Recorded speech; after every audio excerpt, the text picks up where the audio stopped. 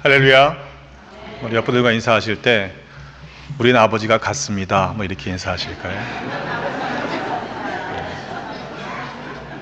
오늘 하나님 아버지, 우리 같은 아버지를 둔 형제 자매들인데 정말로 하나님 안에서 주신 은혜를 마음껏 누리는 복된 삶을 살아가시기를 주님의 이름으로 축복합니다. 오늘은 아버지 날이죠. 더불어서 아버지라는 이름으로 살아가시는 여러분 모두를 주님의 이름으로 축복합니다. 아버지 하면 떠오르는 이미지들이 각각 있으실 겁니다. 좋은 이미지도 있겠지만 반면에 안 좋은 경험들, 아버지에 대한 불편한 마음들을 가지고 계시는 분들도 있죠. 그래서 때로 하나님을 아버지라 부르는 것이 하나님을 더 깊이 알아가는데 걸림돌이 되는 경우들도 적지 않습니다. 바라기는 오늘 하나님의 말씀을 우리가 듣고 또 은혜를 나눌 때에 그 아버지에 대한 부정적인 경험이 혹시 있으신 분들이 있다면 아버지는 원래 이런 거구나, 하나님 아버지는 이러신 분이시구나 라는 사실을 우리가 깨닫고 또 은혜를 경험하시기를 또한 주님의 이름으로 축복합니다. 오늘 본문에 보면 집을 나갔다가 돌아온 아들을, 탕자를 품어주는 한 아버지를 만나게 됩니다. 그에게는 두 아들이 있었죠. 그런데 그 둘째 녀석이 재산을 미리 달라고 요구하는 것입니다. 이게 말이나 되는 일입니까? 하여튼 그 아버지는 그 둘째 아들의 요구대로 자신의 재산, 내가 죽어야만 줄 수 있는 그 재산을 먼저 내어줍니다. 그랬더니 이 녀석이 며칠이 안 되어서 그 재산과 짐을 다 싸가지고 집을 나가버리는 것입니다. 여러분, 아버지의 마음이 어떻겠습니까? 많이 상했을 것입니다. 허탈했을 것입니다. 그래도 자식이잖아요. 집 나간 녀석이 언제 돌아오는지 모르지만 죽었는지 살았는지 소식 없는 둘째 녀석 때문에 날마다의 삶이 답답하기만 했을 것입니다. 오늘이나 내일이나 언제나 올까 싶어서 밖에 지나가는 사람들이 소리가 들리면 자꾸 마음이, 시선이 그쪽으로 쏠리게 되지요. 또 하나 있는 큰아들, 맏아들은 일 중독입니다. 밭에만 나가서 일을 하지 아버지에겐 영 관심이 없습니다. 둘째 아들, 자기 동생이 집 나갔는데도 아무렇지도 않은 듯이 일만 하고 있는 그 아들을 보면 또 이 아버지의 마음이 그리 편치는 않았을 것입니다. 그러던 어느 날 늘 그랬듯이 밖을 내다보고 있는데 저 멀리서 둘째 아들이 오는 것입니다. 아버지는 안타까운 마음에 또 달려나가서 그를 급히 안고 목을 껴안고 입을 맞추며 반가워합니다. 근데 이 둘째 녀석 행색이 말이 아닙니다. 꼴이 어디서 지내다 왔는지 돼지우리 냄새가 나고 옷은 누더기에 가깝고 신발도 없이 맨발로 걸어온 것처럼 보입니다. 먹은 것은 형편이 없었는지 얼굴은 수척해지고, 그리고 그런 모습을 바라보는 아버지의 마음이 찢어질 것 같죠. 그래서 종들을 불러다가 명령합니다. 제일 좋은 옷을 가지고 와서 입혀라. 손에는 가락지를 끼우고 발에는 신을 신기고 그리고 살찐 송아지를 잡아와라. 우리 먹고 즐거워하자. 둘째 아들이 아버지에게 재산을 달라고 하고 그것을 받아 나갈 때만 해도 아마 자신만만했을 겁니다. 그래, 이제 내가 아버지처럼 안 산다, 나도 잘 살 수 있다 생각했을 것입니다. 그가 나갈 때만 해도 자신이 그런 몰골로 다시 집에 돌아올 것이라고 상상하지 못했을 것입니다. 하지만 허랑방탕하게 재산을 허비하고서 그의 손에 아무것도 남아있지 않게 되었을 때 그의 주변에는 그 어떤 사람도 남아있지 않았죠. 반겨주는 사람이 없었습니다. 고작 간신히 얻은 일이 돼지 우리를 치는 일이었습니다. 너무 배가 고픈 나머지 돼지가 먹는 사료인 쥐염 열매를 먹고자 했지만 그것조차도 주는 사람이 없었죠. 그때 그제야 비로소 아버지가 생각납니다. 먹고 마시고 흥청망청 쓸 때에는 생각나지 않았던 아버지입니다. 그리고 가고 싶지 않았던 집입니다. 그런데 생각이 나는 거예요. 야, 집에 있는 종들도 이 배고픔 때문에 고민하진 않지 않냐. 그제서야 집으로 돌아가야겠다라는 생각을 품죠. 아버지의 자리가 아니라 품꾼의 자리로 돌아가야겠다 생각합니다.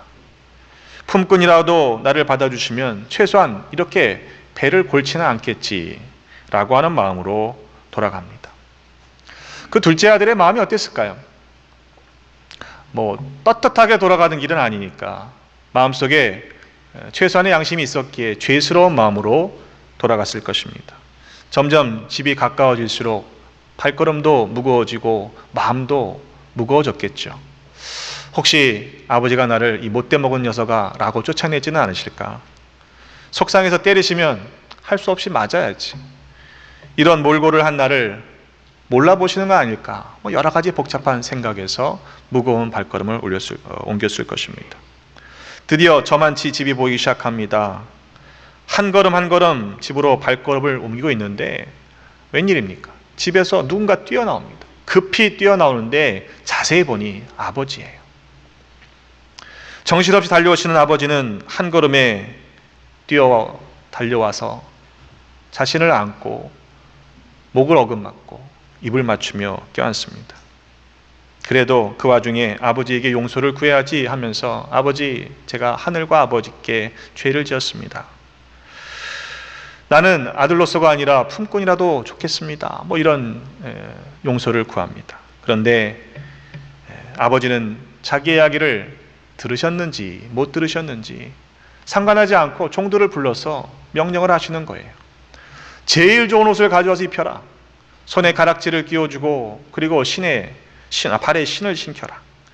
그리고는 심지어 살찐 송아지를 잡아서 연회를 베풀어 주셨습니다.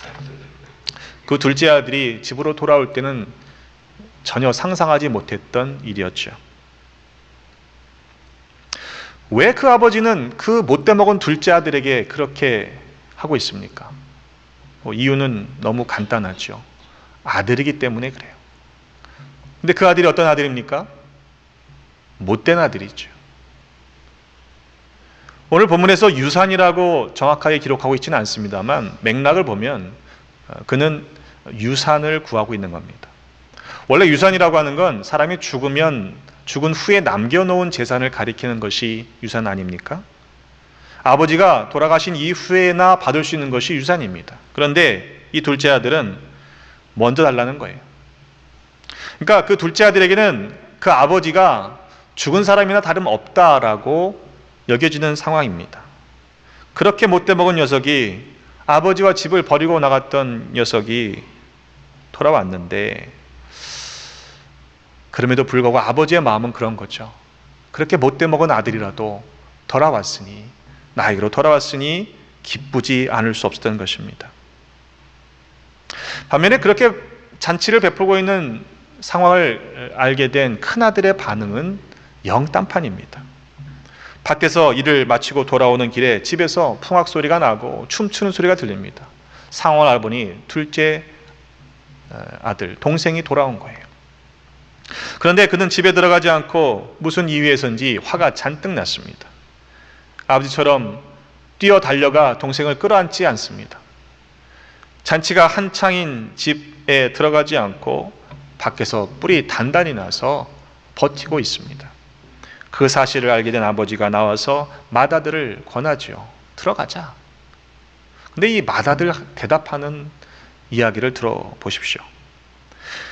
아버지, 내가 여러 해 아버지를 섬겼습니다. 그런데 그동안에 나에게 염소 새끼라도 주어서 나와 친구들이 잔치를 하도록 하신 일 없지 않습니까? 내가 아버지 명을 어긴 일이 있습니까? 근데 어떻게 저렇게 창기와 함께 아버지의 재산을 다 탕진한 이 아들이 돌아오매 살찐 송아지를 잡으실 수 있단 말입니까? 그래서 자기가 화가 났다는 것이죠. 얼마나 화가 났던지 이 아들이라고 부르고 있습니다. 자기 동생을 이 아들이라고 부르고 있는데 문자적으로는요, 이자, 이 사람, 이것 이렇게 경멸적인 어투로 동생을 가리키는 것입니다.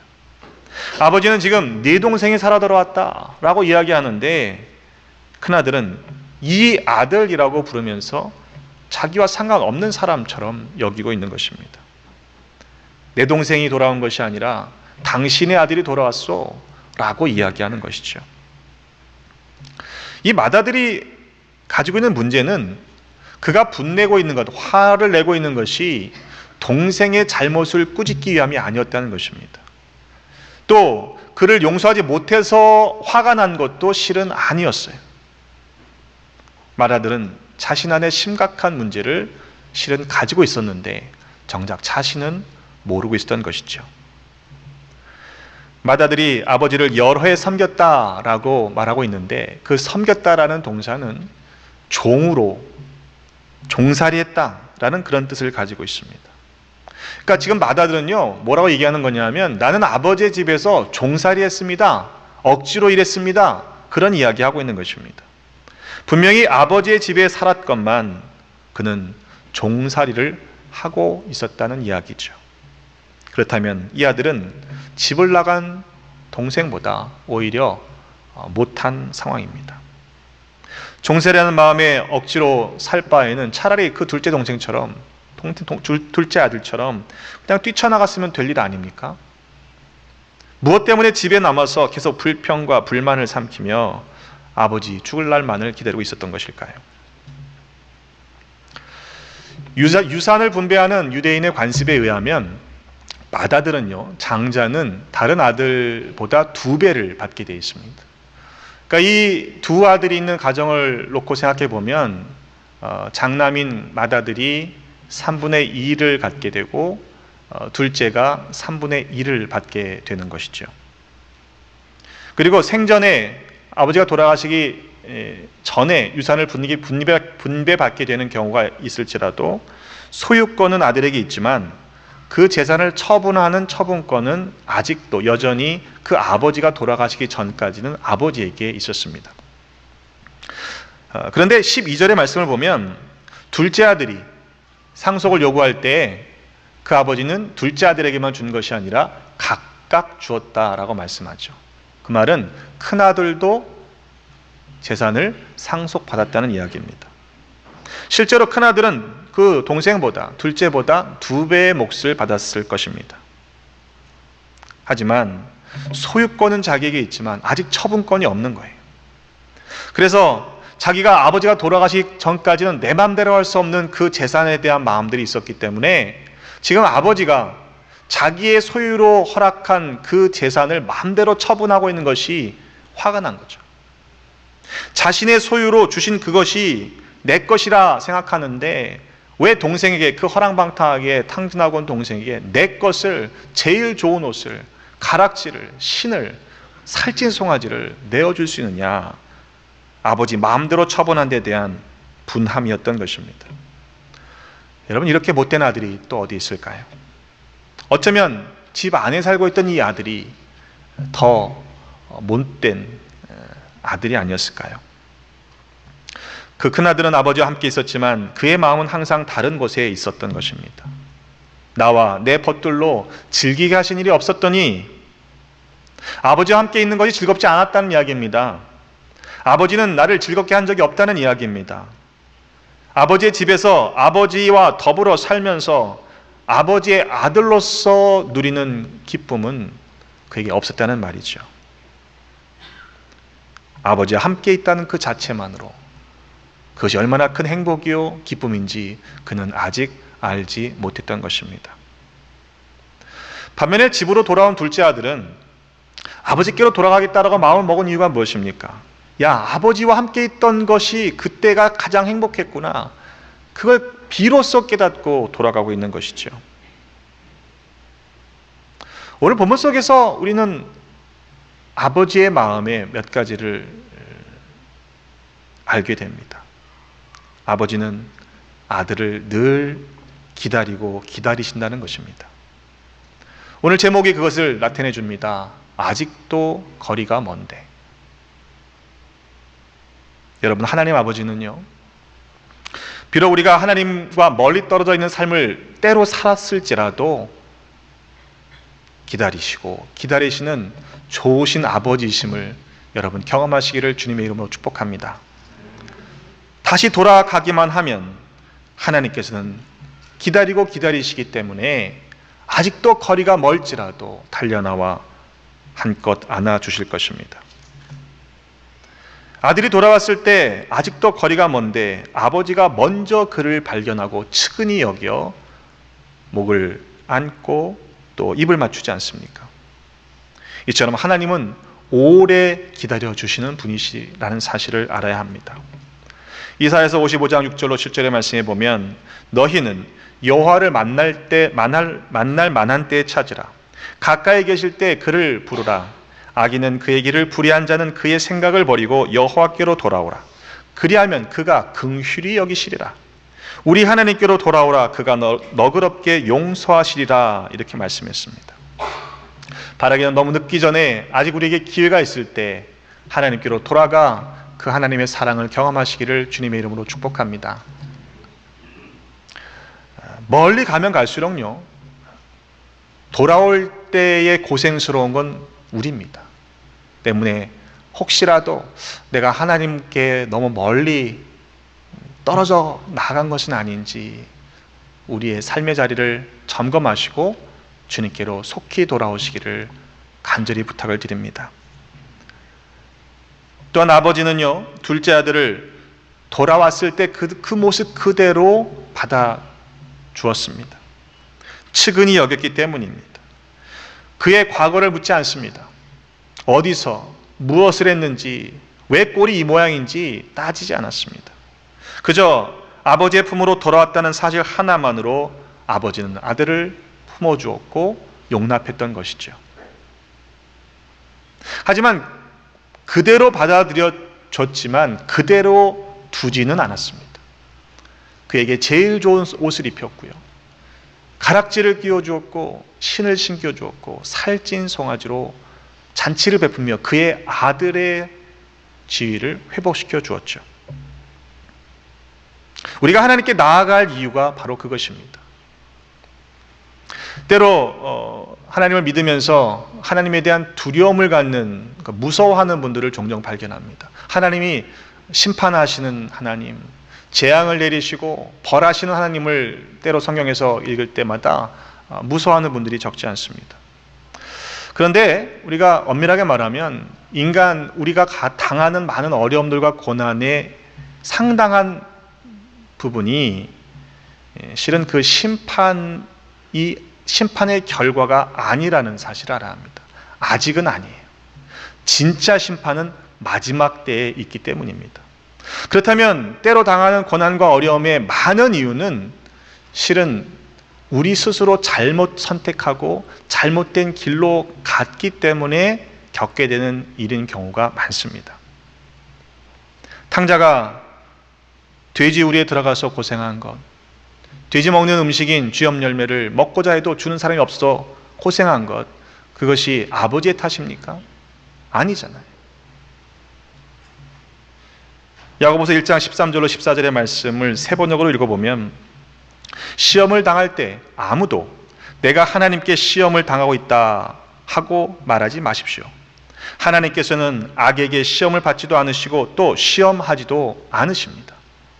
사람이 시험을 당하는 것은 각각 자기의 욕심에 이끌려서 꿰매에 빠지기 때문입니다. 이렇게 말씀했습니다. 때문에 여러분, 우리가 돌아가되 하나님께로 다시 돌아가되 빨리 돌아가는 것이 우리에게 유익하다는 사실을 알아야 합니다. 우리가 과거에 어떤 죄를 지었던 우리의 모든 허물과 죄를 용서하시고 우리를 용납하시는 하나님께서 우리의 아버지 되어주십니다. 로마서 5장 8절의 말씀이죠. 우리가 아직 죄인 되었을 때 그리스도께서 우리를 위해 죽으심으로 하나님께서 우리에 대한 자기의 사랑을 확증하셨다 말씀하셨습니다.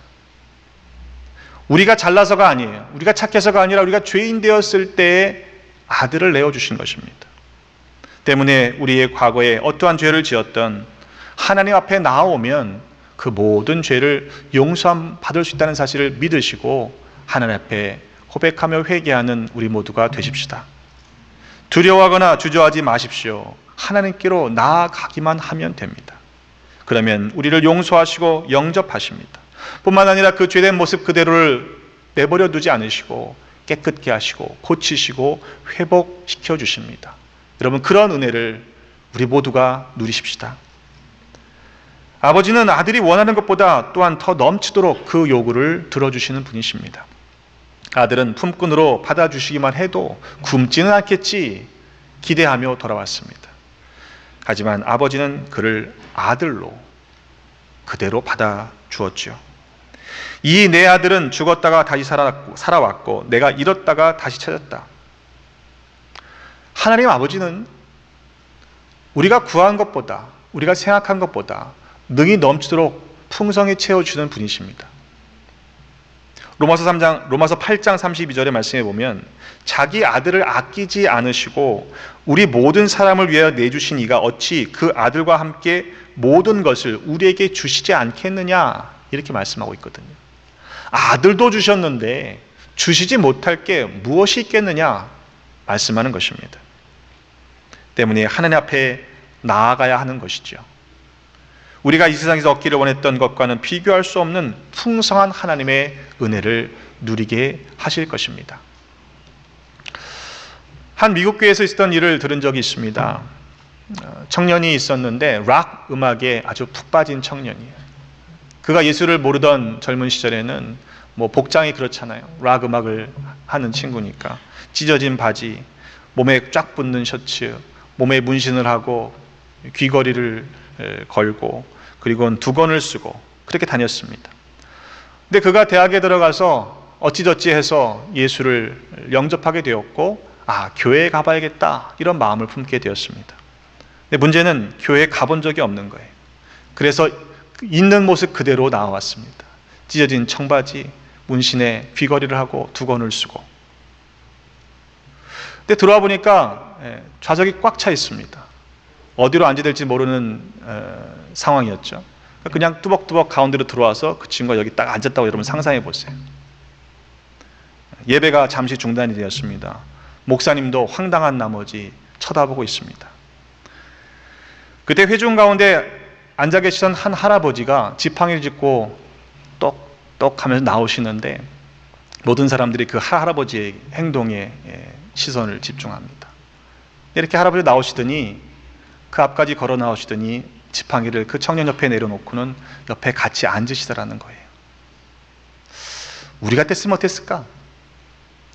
모두가 다 시선을 착,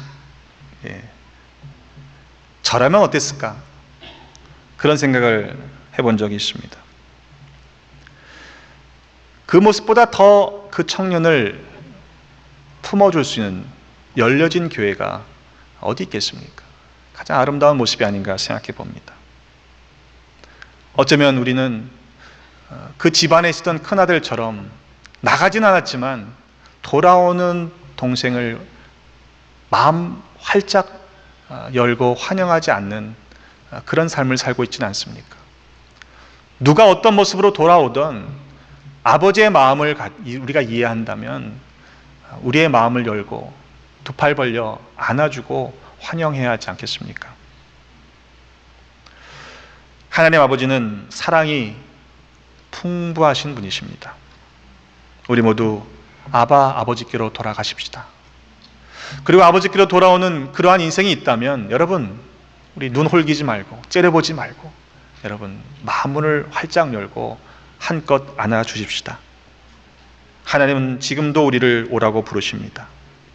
우리가 겸손하게 우리의 죄를 모든 것 다 내려놓고 과거의 것들을 다 내려놓고 주님께로 돌아가면 모든 죄를 용서함 받고 그의 자녀로서 사랑받는 은혜를 다시금 풍성히 누리게 될 것입니다.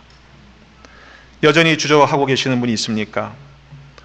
여러분, 예배 시간에 나와 앉아 있다고요, 하나님께 나와 있다라고 확신하시면 안 됩니다. 여러분, 이사야 선지자의 말씀에 보면 그냥 마담방 밟고 가는 경우도 있기 때문에 그래요. 바라기는 우리 모두가 날마다 더 하나님 아버지께 가까이 나아감으로 말미암아 하나님이 자녀에게 주시는 은총을 풍성히 누리는 우리 모두가 되시기를 주님의 이름으로 축복합니다. 기도하겠습니다. 하나님, 우리의 아바 아버지 되어주시니 감사합니다. 우리로 하나님의 자녀로 이 땅을 살게 하시니 감사합니다.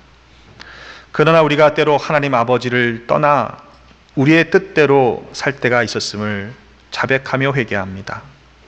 하나님 안에 있으면서도 감사하지 못하고 불평과 억지로 감당할 때도 있었음을 회개합니다. 이후로는 하나님 아버지의 기쁨이 되는 자녀가 되게 하여 주옵소서. 오직 하나님을 기쁘시게 해드리는 주님의 자녀 되게 하여 주옵소서.